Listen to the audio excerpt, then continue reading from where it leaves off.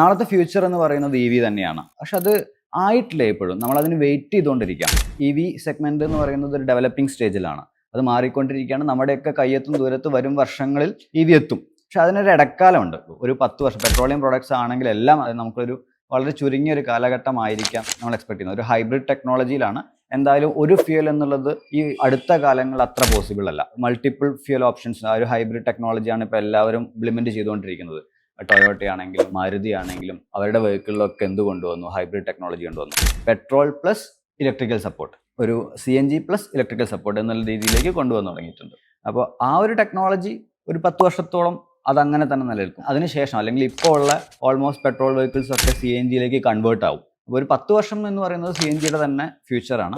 Economically നോക്കുകയാണെങ്കിലും ഇന്നത്തെ സാഹചര്യങ്ങൾ വെച്ചിട്ട്, കാരണം EV വെഹിക്കിൾസിൻ്റെ പ്രൈസ് ഒക്കെ കമ്പയർ ചെയ്യുമ്പോൾ കൂടുതലായിട്ട് നമുക്ക് എന്താ പറയേണ്ടത്, എക്കണോമിക്കായിട്ട് ഫീൽ ചെയ്യുക തീർച്ചയായിട്ടും CNG തന്നെയായിരിക്കും.